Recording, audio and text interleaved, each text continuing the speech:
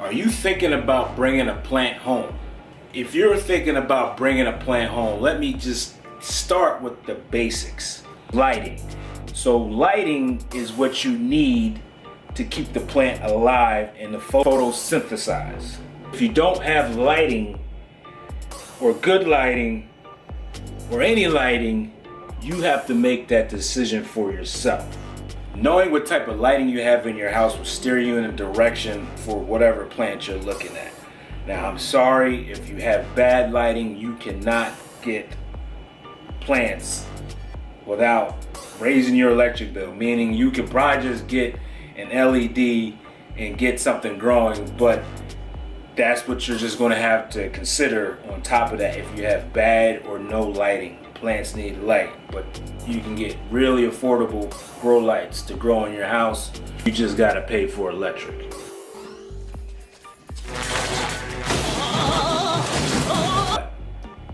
Wherever you're at, you can still grow plants. We can still make it happen thanks to science. So whatever you're going to get, make sure you check the tag. Now, if you look at the tag and the plant matches up to what's on the tag, you're in the right direction. So you can kind of believe what it says. So hopefully it tells you everything that can generally keep the plant alive. But there is more to that. So usually it says it needs bright or indirect sun or full sun or indirect light, partial shade. What else words they got? Yeah, I guess partial shade, shade tolerant, full sun. That just means the certain amount of hours that plant should have with lighting. And when they say bright indirect light, hopefully the tag will say 4+ hours or 8+ hours or whatever to let you know the lighting requirements. The greater amount of light requirements, that's what the plant's going to need from you to provide it in your house to make it live and you to be happy. Now, if you got the sun requirements going, it should also tell you about the soil requirements. Now, the soil requirements are very easy to do.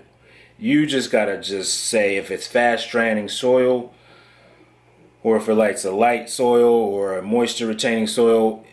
Usually what's already in the pot will kind of tell you where you need to go. But the best thing you can do is to go on YouTube. Let me step back. That's not the best thing. You're in the store, look at the tag, go over the lighting requirements, the soil requirements, and then get the name of the plant. Usually it'll have the Latin name, the scientific name. Hopefully you have your phone, and hopefully you're watching my channel, and hopefully, now, after you've moved down the list for the tag, let me emphasize watering. Watering is life and death for a plant. Now, read what it says, take that into major consideration as far as your soil requirements, because if it says it needs a lot of water, then you want a moisture retaining soil, or you want a moisture retaining mix. Now, if it says light soil or fast draining soil, you want a soil that's going to just get wet for an hour or two, maybe more than that, a day, and then dry out, because it doesn't need a lot of water, like your succulents, your cactuses, and all those plants that don't need a lot of water and store water inside the plant. You don't need to water them. But the next thing, the most important thing you should be doing when you got free time is looking at YouTube. And if you're looking at YouTube, hopefully you're looking at my channel and I'm helping you out in some type of way. But also, after you look at the tag, you want to get the scientific name. Now, if you plug that in your phone and go into YouTube and stay away from my channel, but hopefully you come back and hopefully I entertain you some type of way. But look at YouTube, type in the name, and hopefully there's a video that's 4 or more people can give you the same type of lessons or skills or tips you need for that plant and what to do with that plant. So thank YouTube. That's how I got started. I probably got my green thumb I would say maybe a year and a half ago, maybe more. I would say I really got it growing green, like Incredible Hulk green. Yeah, I go crazy. I got the bug. Some people say I have the bug. I don't think it's a bug. I know now that I need to stop buying plants because I've killed a few, but I'm also running out of space of the one that's growing, and then it's just I need more space. But long story short, after you've checked the watering, the soil requirements, the lighting requirements, like I said, check YouTube and see what you need to do with it.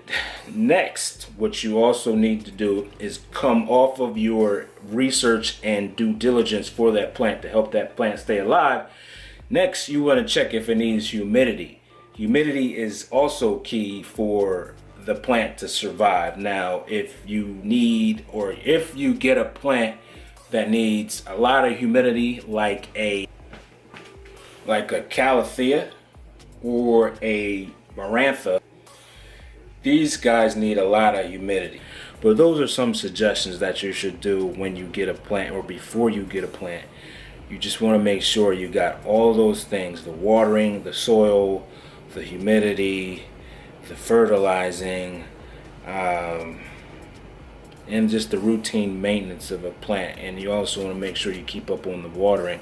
When I say watering, you want to make sure that you use distilled water or dechlorinated water, because it can also burn your plants. That's another thing. If you're going to use tap water and you have city water, get a large gallon of water, or let your water sit overnight, 24 hours. It'll kill all or it'll dissolve.